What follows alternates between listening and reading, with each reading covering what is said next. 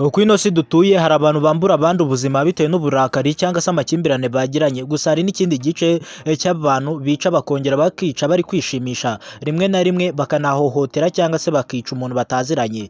Urugero rwa hafi twavuga hano mu Rwanda ni Kazungu.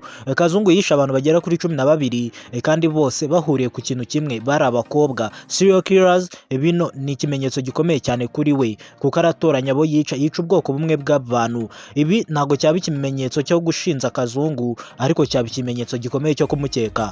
Abo nibo bamenyekanye nka ba serial killers, abicanyi bica bishimisha nta yindi mpamvu. Uno munsi nibo tugiye kwibandaho mu cyegeranyo cy'uno munsi, turebere hamwe ese ni bande, kuki umuntu ashobora guhinduka umwicanyi akaba umugome akica abantu benshi nta kintu bapfa, kandi niki gituma bamwe muri bo bamara imyaka myinshi batarafatwa kandi nyamara bica buri munsi.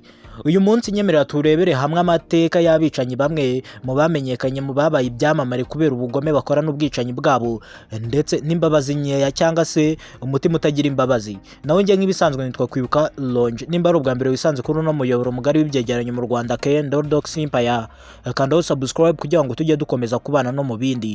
Ikaze.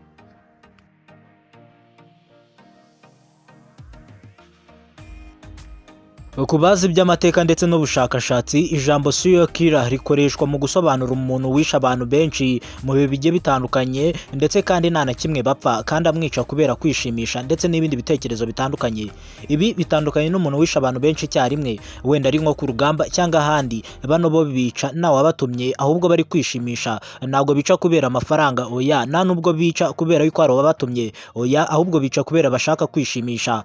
Bica bumva babikunze, nk'uko ushobora kwica inkoko ubundi ukayibaga ukayiteka, nabo niko baba babyumva, bumva nta kosa bakoze, kandi barabyishimira cyane. Bica inzirakarengane bari guseka, kandi nyamara bo bari guhohotera bari kurira, ariko ibyo nibyo bibashimisha. Ubaye uzi ubwenge, mu gihe muhuye akaguhohotera wakirinda kurira cyangwa se kugaragaza akababaro, kuko nibyo bimushimisha. Ahubwo iyo umweretse ko ukomeye arababara cyane. Abashakashatsi bavuga ko kandi impamvu zituma aba bantu bica zishobora kuba zigiye zitandukanye kandi ari nyinshi. Hari ababa bashaka kugenzura abandi cyangwa se gutegeka muri bo, n'ababa bafite imitekerereze ihungabanye, muri make bafite ikibazo mu mutwe. Abandi bakagira ubushake budasanzwe bwo kwica, bimwe nahoze mbabwira byo kwishimisha. Gusa nanone buri muntu wese uzi amateka y'aba bantu ba serial killer azi neza yuko ubuzima bw'umuntu bagiye kwica cyangwa se guhohotera, ubuzima bw'inzirakarengane kuri bo ntabwo buba bugifite agaciro, ahubwo baba bumva babonye umunota cyangwa se umwanya wo kwinezeza muri ako kanya.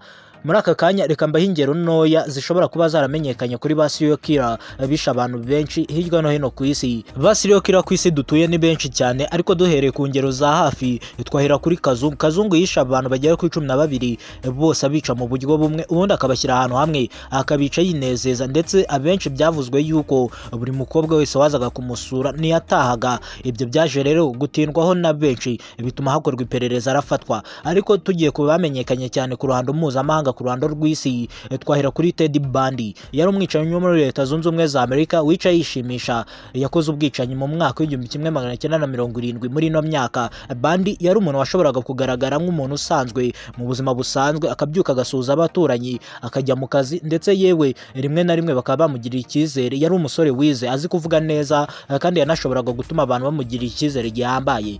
Ariko nyamara imbere y'urwo ruhu rw'intama hari umuntu wari uhari utandukanye n'uwo ngo babonaga nka Bundy usanzwe mu buzima busanzwe.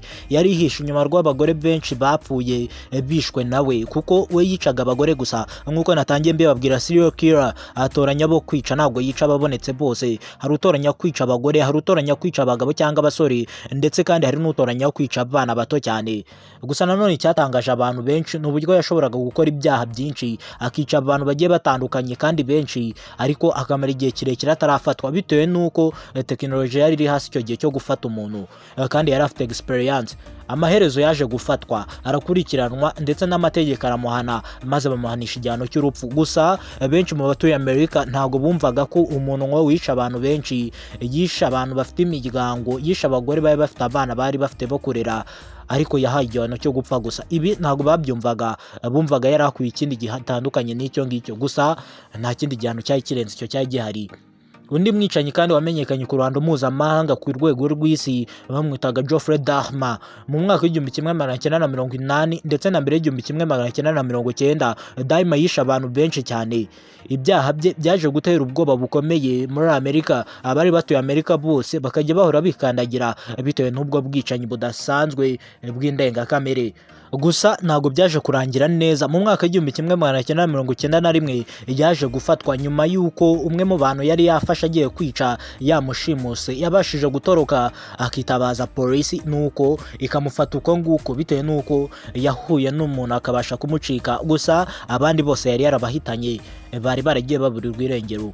Abapolisi bamaze gukora iperereza neza basanze ibimenyetso byinshi by'ibyaha yari yarakoze bijyandanye n'uru rupfu ndetse n'impfu z'abantu benshi bagiye batandukanye ndetse n'abagiye baburirwa irengero.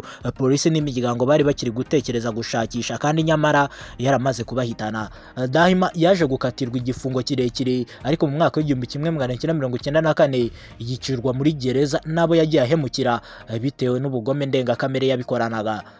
Ikibazo cyari gikomeye ni iki ngiki, kuki abantu nk'aba ngaba bashoboraga kwica abantu benshi gusa ntibafatwe, ntibigere bafatwa kandi nyamara ari ibintu bihoraho. Abantu baburirwa irengero mu mujyi bagashakisha bagaheba, ntibatekereze yuko hari umuntu uri kubica. Muri icyo gihe rero igisubizo ni iki ngiki. Dore impamvu yabiteraga: ikoranabuhanga ry'iperereza ntiryari rigeze ku rwego rwa none cyangwa se urwego rushimishije. Na DNA zafatwaga na databases zigezweho ndetse na kamera nyinshi zo mu mihanda zari zihari, kandi amakuru y'abashinzwe umutekano ntiyabaga ahuzwa vuba nk'uko bimeze kuri ubu ngubu. Kuri ubu byagora serial killer gukora, ni nayo mpamvu bigerageje ahita afatwa atarica benshi. Muri iyi myaka kandi hari n'igihe aba baziraga akarengane cyangwa se bahohotewe batanamenyekanaga vuba bitewe n'uko nta database. Gusa umbanyira umuntu bakajya kurangisha kuri polisi, polisi igashakisha igaheba, kumva umuntu yitabye Imana kera, hari uwamuhitanye. Rimwe na rimwe kandi bahora bahura basuhuza baganira bisanzwe bitewe n'uko yiyorobekaga.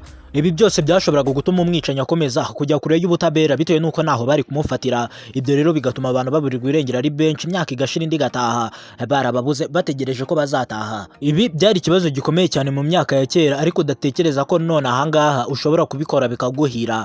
Ntago warenga umutaru utari wafatwa kubera ikoranabuhanga ndetse na tekinoloji bigezweho biriho uno munsi. Ariko ku myaka yagiye ishira byari bigoranye cyane kuba wafata umuntu ngo nuko yishe undi, mu gihe yamwishe nawe umubona, ubwo byahitaga birangirira aho ngaho. Nta perereza ryakoraga rigezweho ryari gutuma afatwa. Iperereza ryo hambere ryari riciriritse, gusa uko iminsi igenda ishira bigenda bitera imbere. Haje ibya DNA bapima bakamenya umuntu icyo yazize, kamera zifata amashusho y'abantu ndetse hakamenyekana uwakoze icyaha, ndetse n'amakuru ya mudasobwa agenda atangwa, n'ubundi buryo bwa forensic science aho bapima umuntu bakamenya icyamwishe neza, cyangwa se umuntu bahuye nyuma cyangwa se uwo babonanye mu maso bakoresheje imboni bakamenya icyo yazize. Ibi byose byatumye abakekwaho ibyaha bigorana cyane ibimenyetso bitewe n'iko ikoranabuhanga ryahitaga ribatahura.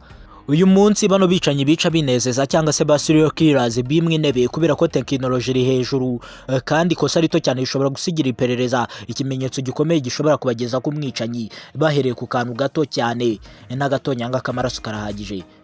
Kandi rimwe na rimwe ibyaha bishobora gukurikiranwa nubwo byaba bimaze imyaka myinshi. Bino bigatuma ba serial killers n'abamaze imyaka myinshi bakora uno mwuga baramaze kuba bafatwa bagashikirizwa ubutabera bakanahanwa bikomeye. Serial killers batwigisha isomo rikomeye nubwo ari abantu babi cyane, abantu bateye ubwoba, abantu batabarwa nk'abantu iyo bageze muri iki cyiciro cya serial killers, ahubwo babarwa nk'inyamaswa.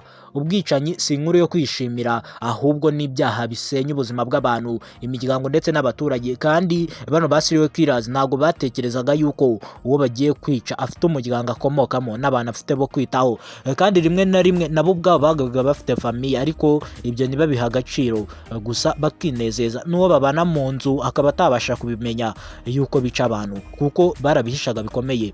Ikindi kandi nyuma ya buri mibare y'abishwe bose habaga hari umuntu wari ufite umuryango, inshuti ndetse n'inzozi yari afite zo kugeraho, ariko agahura n'inkokobotsi ikamuhitana mugira kwishimisha. Ibaze nawe ako karengane n'izo ngorane zose. ni naha dusoreje ikiganiro cy'uno munsi, naho njye nari kwibuka Longi. Niba ushaka izindi documentary nk'izi ngizi z'amateka ndetse n'izindi zisobanura ibisa nk'ibicanganye ku ino si ya rurema, aha wageze ni ahanyaho. Kanda subscribe kuri K&L Docs Empire kugira ngo tujye dukomeza kubana, ufungure n'inzogera kugira ngo ujye ubona notification cyangwa se amamenyesha ya buri munsi y'ibiganiro tubagezaho. Amahoro y'Imana akomeze kubana namwe mwese.